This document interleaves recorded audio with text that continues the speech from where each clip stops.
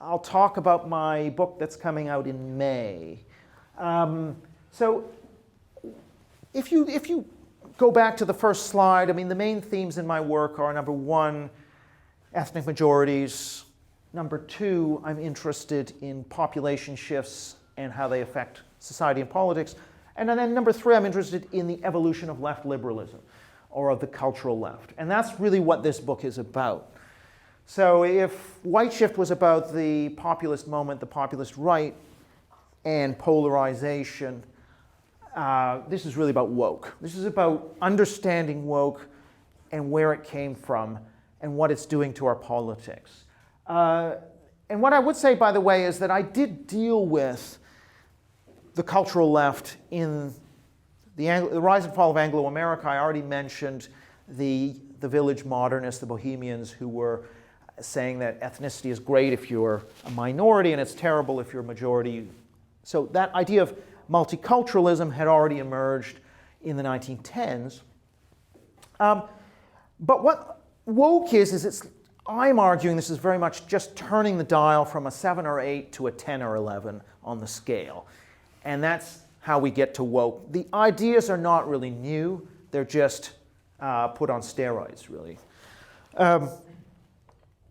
Okay, so we'll just look at some trends. For example, this is the New York Times mention of the word sexist and racist between 1970 and 2015. So you just get this explosion starting in around 2012-13, you get this takeoff.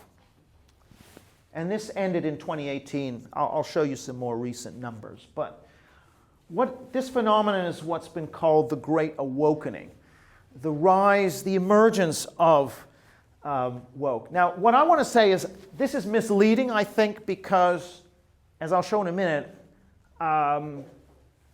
this is not exactly the truth. That there was a lot going on back here, just not in the media and not in the New York Times. So now I'm taking sexism and racism, these two terms, and I'm tracing them back to 1960 in English language, American English language books. And actually, if we look back to 1960, not in the New York Times, but if we look at all books published in Google Books, late 1960s, we see a spurt. Okay, that is Black Panther movement, Weather Underground, the New Left, 1960s. Late 1980s, early 1990s, political correctness, Afrocentrism, multiculturalism, diversity, all of that, which I lived through. You will be too young to know, all of you except for you, but all these, the politically correct, the term political correctness, which is invented around this time. All the books, the first books attacking political correctness coming out. Speech codes. Huge number of these speech codes on American campuses telling you what you're allowed to say and not say. One student newspaper criticized affirmative action and they were shut down. That was already happening in 1990 in this period. So this is not something that's brand new. I remember University of British Columbia, which is in Vancouver, where I'm from, the political science department was shut down because of charges of racism and sexism. No one could point to any individual that was racist or sexist. It was all systemic.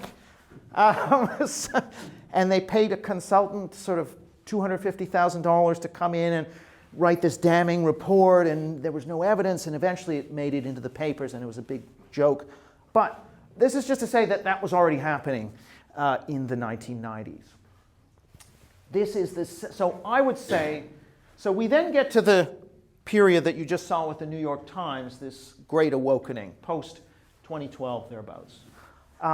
That's actually the third. It's not the first. This is the first, there's the second, there's the third. 3 awakenings.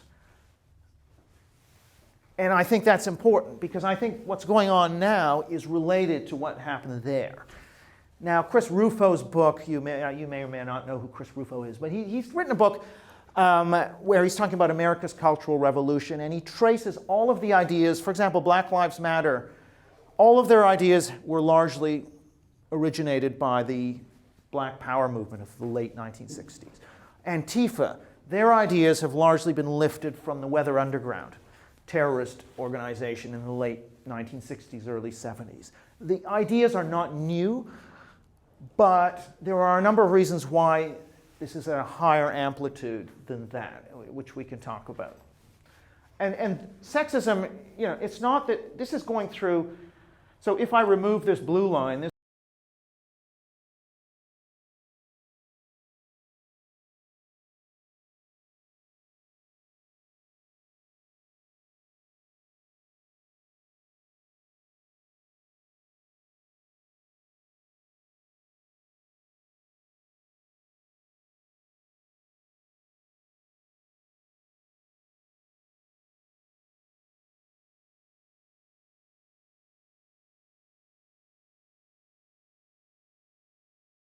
awakening 1810 to about 1840, and then the Pentecostalist awakening of the 1910s. So that you have these periods of religious fervor, religious enthusiasm. And I think we can say the same about a cluster of ideas that I would call cultural socialism. And let me just define what that means. This is a fusion of the left and liberalism. It's like we take the class cartridge out of the console, all right, of socialism, and we stick the identity cartridge in, which we borrowed from the liberals, and we stick that in. That is the ideology. Cultural socialism, it says we want to have equal outcomes, perfect equality between black and white, male and female, for example. We want perfect equality, and then we also want really, really, really strong harm protection. We want to protect minorities from harm, and that includes psychological harm. So that includes, we want to protect them from being offended, because if they're offended, then their self-esteem is harmed, and we can't have that. So it's a hypersensitivity to the feelings, and now you may have heard some of these terms like emotional safety, emotional trauma, microaggressions. That's all referring to this idea of protecting people from psychological harms. That's part of this ideology. So protection from psychological harm plus equal outcomes, which we can do through quotas, affirmative action quotas. So your board of directors must be the same as the population. The billion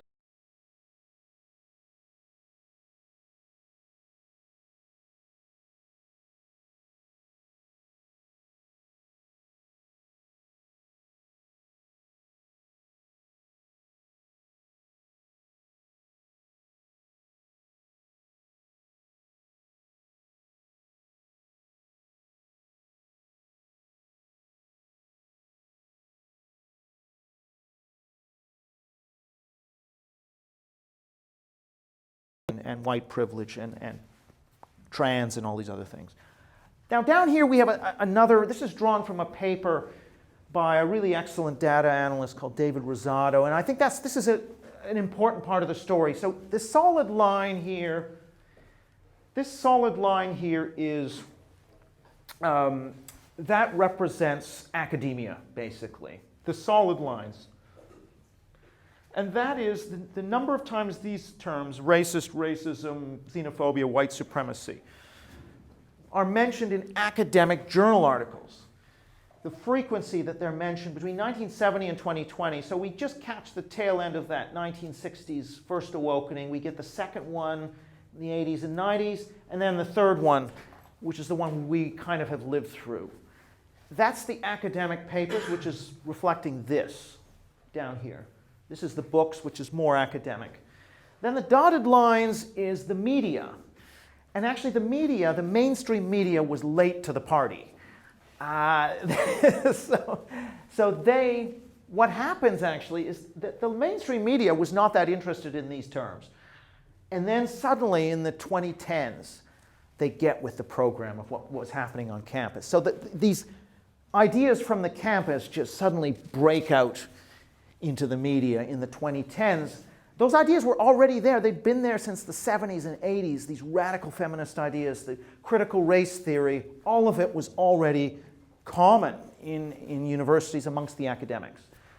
But it hadn't broken through to the pages of the New York Times and the mainstream media, and then suddenly, there it is, convergence, as the ideas spread off campus. Same with sexism, patriarchy, and homophobia, and all this stuff. Boom. The convergence happens in the 2010s. So all that is the catch-up of the media to academia. These ideas start in academia, and then the media catches up. Okay. And this is another one of Rosado's graphs. This is just looking at a bunch of American outlets on the left and the right. These two sets of terms I would call cultural socialists, the blue and the green dots. So the blue is just prejudice terms like racist, sexist, homophobia, etc., Islamophobia. The green is the social justice terms, diversity and equality, whiteness, colonialism, slavery, gender pronouns, gender neutral, all this stuff. So these start to rise in the 2010s. That's the key moment for the Great Awakening, is the early 2010s. Interestingly, that's before Trump. You know, one of the points made is these are rising before Trump enters on the scene. That's Trump entering onto the scene. So before Trump, you know, Trump probably made a little bit of a difference, and Trump derangement syndrome did make an impact. But, but it wasn't just Trump. And so what was going on there? Well, what's going on is social media, which allows journalists and academics to exchange ideas in a much more intensive way than they had in the past. That's one of the arguments, is that social media allows that. The other thing is the media changes from its money coming from classified advertising, and suddenly its money is coming from clicks online. And in order to generate clicks, you've got a trend on social media, and you've got to get people's emotions up. And so you get the rise of a clickbait model of journalism, and it's pioneered by progressive outlets like BuzzFeed and Vox, and some of these outlets which really are pioneering this opinionated, very progressive cultural left. They're taking those ideas from the campus, they're really ginning up the identity politics, and that leads to this increase. And then now we've got this red line, which is the reaction, the counter-reaction. So wokeness, anti-woke, deplatform, social justice warrior, virtue signaling, all these sorts of counter-reaction terms. Notice there's a delayed effect. These social justice terms increase first, and it's about 4 years delay before the counter-reaction kicks in. And then the counter-reaction kicks in around the time of Trump's election, a little after, and kind of catches up. And now we're into this culture war between the two in the media. And it's not just the US, this is Britain. Exactly the same, almost exactly the same pattern. The rise is maybe a little bit later, like 2014, 15, in terms of the social justice terms. And then the counter-reaction kicking in just a little bit later than that. So that is our pattern in terms of the, there were 3 great awakenings, I would argue. The late 60s, the late 80s, early 90s, and then the 2010s. Didn't make it off campus until the 3rd great awakening, which is now off campus, and we're starting to see that culture war taking place. Now, it doesn't mean that this is new, because as I mentioned, you can see in academia that these things have an older history. And so even in the 1980s, for example, like in Canada or in the United States, talking about restricting immigration, you could be accused of being a racist for doing that. So there was already a sense in which the term racism had been stretched beyond meaning hating another race or feeling superior to another race. Beyond that traditional meaning of racism, it had been expanded to encompass things where, well, I mean, how can you want immigration reduced? How can you want to prevent immigrants who look different from coming into the country? You can only do that if you're a racist. Well, actually, not really. And this is, of course, one of the keys is to understanding this is the research would show that there's a very big difference between attachment to your group and hatred of the outgroup. Those two dispositions are actually independent dispositions, and they're not correlated. Most of the time, they're not correlated. So if you take a white American and you say, how do you feel towards white Americans on a 0 to 100 thermometer, which with 100 being really warm, 0 being really cold, and then you ask the same about black Americans. Well, a white American who feels really warm towards white people doesn't feel any colder towards black or Hispanic people than a white person who doesn't feel that warm about white people. They're not related. It's a bit like if I really like my family, that doesn't make me hate the family next door. Or if I'm a Chinese American and I want to move in a Chinese area, I'm not doing that because I hate white people. And yet, the way the discourse has developed has been, well, if you want to slow down ethnic change in your country, you must be doing that because you're a racist, because you hate or fear or are scared of minorities. But actually, as the consensus psychological research would show, in fact, it's got nothing to do with that, generally. Not for everybody, but for most people, if you just want to preserve the way of life or the culture or the ethnic composition you knew growing up, that's driven by a different set of motives than the motive of hating and fearing the other.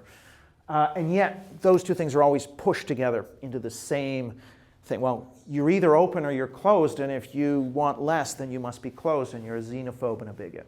That's the way, this very black and white way of viewing the world that the progressive left has managed to push that narrative. But of course, that narrative was already happening in the 1980s, well before this. And so I would argue that, in fact, already the definition of racism had really been stretched well beyond its original intended meaning by even the 1960s, by the way, but certainly by the 80s. And so what we see now is, okay, instead of saying you're a racist because you want less immigration, you're now a racist because you go skiing, right? So they're just taking it to the next level. Or you're a racist if you want to marry your own group. You're a racist if you want to marry someone from another group. So they're just taking the definition of racism and stretching it more and more and more. But it had already been stretched, is my point. And also this emotional safety microaggressions stuff to say anybody can make it in the Netherlands is racist because we know there's systemic racism. And, but that sort of, again, is a stretching of the meaning of racism and a stretching of hypersensitivity. Hypersensitivity and minority sensitivity was already well established in the 1980s and 90s. You already had racial sensitivity training in the 1980s and 90s. So I'm saying that this substructure was already there. It's just that the dial was turned to 7 instead of 10, and it's now at 10. And that's the only difference. It's the same ideas, basically. A few new things like trans, but everything else is pretty similar. Okay, so that is just a little bit about some of the trends. I just want to say a little bit about, it is true, if we take the number of people that have been fired for speech or disinvited from speaking in these 3 US-based data sets, there's a kind of peak 2020, in this case 2021, and then it's kind of come down a little bit. So, and I think there is an agreement that we have seen woke reach a peak in 2020 and 2021 and come down. But, and there's a big but here, is if I were to put money on it, I don't think we're going to see these numbers go back here. I think we're going to see these numbers kind of settling out around here, because that's been the pattern in the last 3 awakenings, that there's a wave of enthusiasm, a peak,